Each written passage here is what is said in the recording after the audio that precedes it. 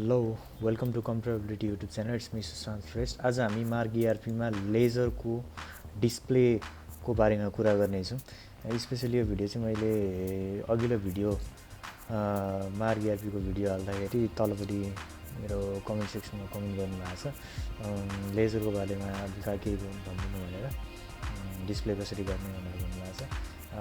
जस्तै हामीले मार्ग कम्प्युटरबिलिटी भनेर एउटा कम्पनी बनाएको छ। यो कम्पनीमा चाहिँ मैले डेटा इम्पोर्ट गरेको हुनाले मेरो यो ट्रायल भर्जनमा छ। 7 दिनभन्दा बेसी भयो भने तपाईँको यो क्याप्चा माग्छ र मोडिफाई अप्सन, डिलिट अप्सनहरू पनि जान्छ।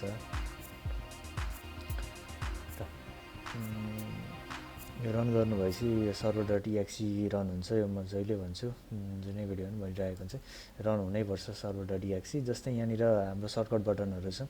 यो चाहिँ हाम्रो बेसिक एडिसनमा हुँदैन है, सिल्भर र गोल्ड एडिसन भन्छ। अहिले हाम्रो गोल्ड एडिसनमा छ। यो धेरै फिचरहरू बेसिकमा छैन। फिचर को बारेमा भन्नुपर्दाखेरि बेसिक, सिल्भर र गोल्ड तिनवटा छ। गोल्ड र सिल्भरमा भनेको तपाईँको फिचर सबै एउटै हो, खालि युजरमा फरक हो। गोल्डमा 99 युजर पाउनुहुन्छ, सिल्भरमा सिङ्गल युजर मात्रै पाउनुहुन्छ। बेसिकमा भनेको सिङ्गल युजर हुन्छ प्लस धेरैवटा फिचरहरू हुँदैन। सिम्पल्ली भन्नुपर्दाखेरि यहाँ अगाडिको इनहरू पनि हुँदैन र इनहरू पनि हुँदैन। अरू भित्रपट्टि कुराहरू धेरै छ, त्यसको बारेमा पनि म भन्नेछु अर्को भिडियोमा। ठिकै छ। तपाईँको बुकमा गएर यहाँनिर अल लेजर भनेर अप्सन छ, अल लेजरमा जानुहोस्। यहाँनिर जाँदा पनि भयो, अथवा अल्ट एल थिच्दा पनि भयो, अथवा यहाँबाट क्लिक गर्दा पनि भयो। जहाँबाट जाँदा नि एउटै कुरो हो। जस्तै यहाँनिर अब हाम्रो लेजरहरू थुप्रो देखाउँछन्।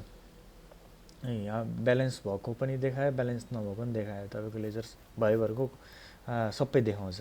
अब हामीलाई चाहिँ चाहियो ब्यालेन्स भएको मात्रै लेजर हेर्नु पऱ्यो भने चाहिँ हामीले F10 थिच्दाखेरि चाहिँ यहाँनिर ब्यालेन्स भएको मात्रै लेजर देखाउँछ। यदि हामीलाई चाहिँ ग्रुप वाइज चाहियो, जस्तै सबै क्रिएटरको मात्रै हेर्नु पऱ्यो, डेप्टरको मात्रै हेर्नु पऱ्यो लेजर भने त्यो पनि हेर्दा हुन्छ। हामीले ट्याब अप्सन थिचेर अब यहाँनिर तपाईँले नामले सर्च गर्दा हुन्छ। एउटा लेजर मात्रै सर्च गर्नु, नामले सर्च गर्दा, फोन नम्बरले सर्च गर्दा, डिएल नम्बरले सर्च गर्दा, इमेल आइडीले सर्च गर्दा, एरिया वाइज सर्च गर्दा, सेल्सम्यान वाइज थुप्रो छ अप्सनहरू यहाँनिर। जस्तै मैले इक्जाम्पलको लागि चाहिँ अहिले यहाँनिर ग्रुप यस गरेर म यहाँनिर सन्ड्री क्रिएटर सप्लायरमा गएँ, इन्टर गरिदिएँ। अब हाम्रो सन्ड्री क्रिएटर सप्लायर भनेर यति अप्सन छ, यति रहेछ जम्मा। अब यसलाई मैले यो सबै लेजर प्रिन्ट गर्नु पऱ्यो भने अल्ट पी गरेर है, यसको लागि चाहिँ अल्ट पी अप्सन थिच्नु पऱ्यो। अब यहाँ तपाईँलाई के चाहियो त यस गरिदिने अनि भ्यू गरिदिने। भ्यू गर्दाखेरि यहाँ डाइरेक्ट यसरी आउँछ, हेर्न सक्नुहुन्छ। तपाईँलाई चाहिएको रिपोर्टिङ यस्तै हो कि डिटेलली चाहिएको के चाहिएको, त्यो भ्यू गरेर अल्ट पी गरेर भ्यू गरेर हेर्न सक्नुहुन्छ। अब डाइरेक्ट यहाँबाट प्रिन्ट गर्न पनि सक्नुहुन्छ, एक्सलमा तपाईँले निकाल्न सक्नु पनि हुन्छ। जस्तै एक्सलमा निकाल्नु पऱ्यो, वर्डमा निकाल्नु पऱ्यो, पिडिएफमा निकाल्नु पऱ्यो, यो गर्न सक्यो। एक्सलमा निकाल्नु पऱ्यो।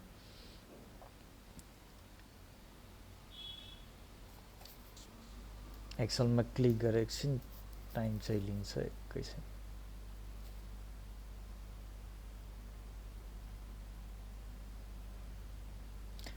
कोही बेला एक्सलमा खोल्दाखेरि तपाईँको एक्सलको फाइल रन भएको हुँदैन कोही बेला है, कोही बेला खोलिन्छ, कोही बेला खोलिँदैन।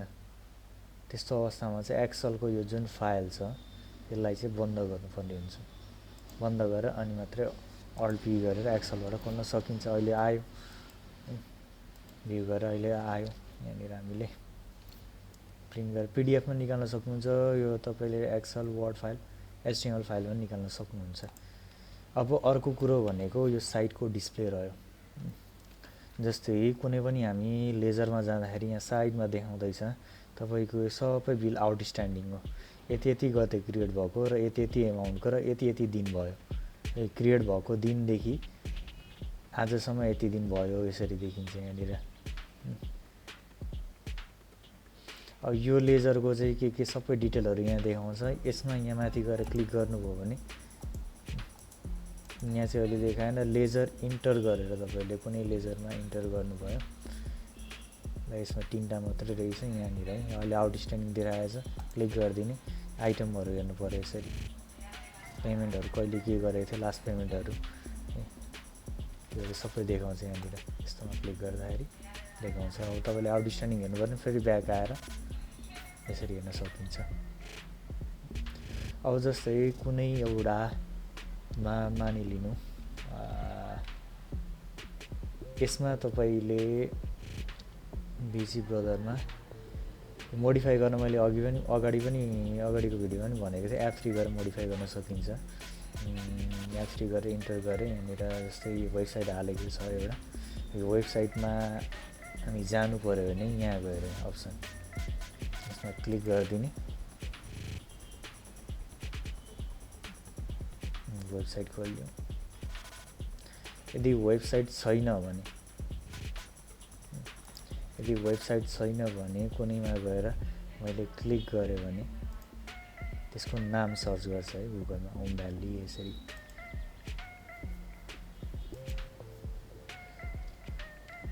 त्यो गर्न सक्नुहुन्छ अनि अर्को कुरो भनेको यहीँनिर लेजरको डिटेल हेर्नु पर्यो भने जुनैमा सेलेक्सन गरेर यतापट्टि है अघि माथिपट्टि हेरिहालौँ यहाँनिर हेर्नुहोस् तपाईँको नाम देखायो एड्रेस देखायो phone number SC number area account group के हो रुट कहाँ हो ओपनिङ ब्यालेन्स कति छ डेबिटमा कति हो क्रेडिटमा कति हो ब्यालेन्समा कति हो सबै यहाँ अप्सन देखाउँछ नेटमा कति हो अनि तपाईँको अर्को कुरो भनेको यहाँनिर तलपट्टि यहाँ सर्टकट बटनहरू देखाउँछ यहाँनिर के गर्दाखेरि जस्तै इक्जाम्पलको लागि मैले अघि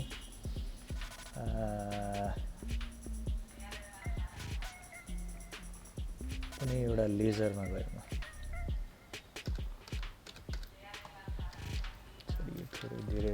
थोरै रहेछ त्यो धेरै भएको लेजरमा चाहिँ गएँ मलाई इक्जाम्पलको लागि यो 2-3वटा ट्रान्जेक्सन हटाउँदा एमाउन्ट कति हुँदो रहेछ हेर्न मन लाग्यो अरे त्यो हेर्न मन लाग्यो भने त्यसलाई हामीले एडजस्ट लेयर एडजस्ट लेजर भनेर छ यहाँनिर तलपट्टि अप्सन यहाँनिर हेर्नुहोस् सर्टकट बटन F7 भनेर दिएको छ F7मा गएर हामी टेम्पोरेरी लेजर एडिटमा जान्छौँ जस्तै मलाई यतिदेखि यतिसम्म हेरे मलाई यो इन्ट्री हटाउँदाखेरि चैत 3 गतेको इन्ट्री हटाउँदाखेरि र 14 गतेको दुईटै इन्ट्री हटाउँदाखेरि कति हुँदो रहेछ हाम्रो ब्यालेन्स टोटल यति हुँदो रहेछ यहाँ देखियो अब त्यो डिलिट गर्दाखेरि ट्रान्जेक्सन डिलिट हुने चाहिँ होइन ब्याक गरेर 14 गते F7 थिचेर तपाईँले यहाँनिर टेम्पोरेरी लेजर एडिट भनेर चाहिँ यहाँ जान सक्नुहुन्छ एडिट गर्नको लागि अब स्क्याप गरेर ब्याक गर्न जस्तै यहाँनिर रिपोर्टिङ जस्तै लेजर बाहिरको कुरो त भइहाल्यो लेजर भित्रको स्टेटमेन्ट चाहियो रिपोर्ट चाहियो यो पार्टीले कुन प्रोडक्टहरू लगाएर चाहिँ हामीले स्टेटमेन्ट डाइरेक्ट सबै प्रिन्ट गर्नुपर्यो अल्ट पी गरेर डाइरेक्ट यहाँनिर अब कुन अप्सन चाहिन्छ डेट चाहिन्छ कि चाहिँदैन भाउचर नम्बर चाहिन्छ कि चाहिँदैन पेज नम्बर प्रिन्ट गर्ने कि नगर्ने त्यो अप्सनहरू धेरै छ यहाँनिर एउटा चिज याद गर्नु होला यो सेलेक्ट टाइप भनेर यसलाई यस गर्नुभयो भने यहाँ अप्सन सेलेक्सन गर्नुपर्छ यतिकै सेलेक्ट नगरिकन ब्याक गरेर भ्यू गर्यो भने केही रिपोर्ट पनि आउँदैन अल्ट पी गरेर यो सेलेक्ट टाइप चाहिँ नहुनु पर्यो यदि यस गर्नु भने तपाईँले सेलेक्सन गर्ने पर्चेज हेर्ने कि सेल्स हेर्ने कि के यसको यो पार्टीको पर्चेज मात्रै हेर्न सक्यो सेल्स पनि हेर्न सक्यो सेल्स मात्रै नै हेर्न सक्यो पेमेन्ट मात्रै हेर्न सक्यो टिक लाएर गर्नु पर्यो तपाईँले यदि यतिकै मैले भ्यू गर्यो भने अहिले हामीलाई कस्तो डेट देखायो भाउचर नम्बर देखायो अनि पार्टिकुलरमा देखायो डेबिट एमाउन्ट र क्रेडिट एमाउन्ट देखायो अल्ट पी गरेर यहाँनिरबाट एउटा अप्सन मैले यसलाई यस गरेँ यस भनेर चाहिँ डिटेल छ यहाँनिर अप्सन दिएको छ वाइ गरेर भ्यू गऱ्यो भने यसरी देखायो क्वान्टिटी सहित एमाउन्ट सहित बिलको टोटल माथि देखाउँछ यहाँ क्वान्टिटी कति के भनेर यहाँ देखायो अब यदि मैले अल्ट पी गरेर यहाँनिर डिटेलमा राखेर भ्यू गऱ्यो भने चाहिँ यसरी देखायो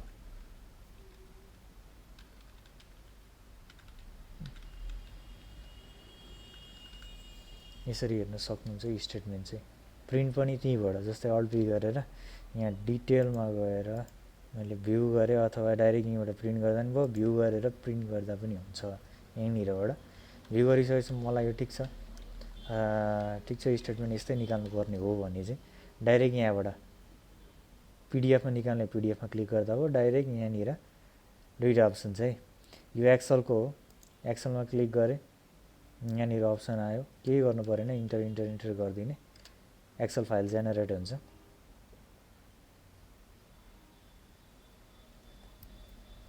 यसबाट चाहिँ अलिक ढिलो हुन्छ, अझै छिटो गर्नु पऱ्यो भने तपाईँले यहाँबाट गर्न सकिन्छ, यसबाट पनि गरेर देखाइन्छ। यसबाट चाहिँ खोलिन्छ तर ढिलो हुन्छ, अझै धेरै स्टेटमेन्ट तपाईँको अहिले त्यहाँ थोरै मात्रै छ, धेरै छ भने अझै टाइम लाग्छ। यसलाई मैले क्लोज गरेँ। सजिलो तरिकाले निकाल्ने यहाँनिर क्लिक गरिदिने, इन्टर केही गर्नु परेन। जस्ट अब हामीले केमा चाहियो, हामीलाई एक्सल फाइलमा चाहियो कि एक्सएमएल फाइलमा, सीएसभी फाइलमा चाहियो कि केमा चाहियो। एक्सलमा चाहियो भने एक्सलमा क्लिक गरिदिने। जस्तै कहाँ राख्ने त त्यो फाइल, मैले डेस्कटपमा राखेँ इक्जाम्पलको लागि, अहिले डेस्कटपमा राखेँ, ओके गरिदिएँ।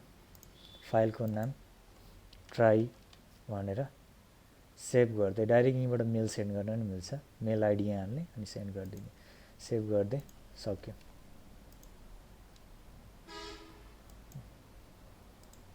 फाइल सेभ भयो यहाँनिर ट्राई भनेर।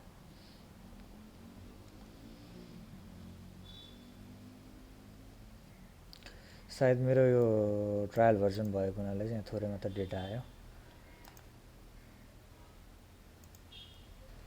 तपाईँको लेजरको स्टेटमेन्ट भयो। जस्तै मैले अघि चाहिँ यहाँनिर फिल्टर लगाएको थिएँ, सन्डी क्रिएटर मात्रै लगाएको थिएँ।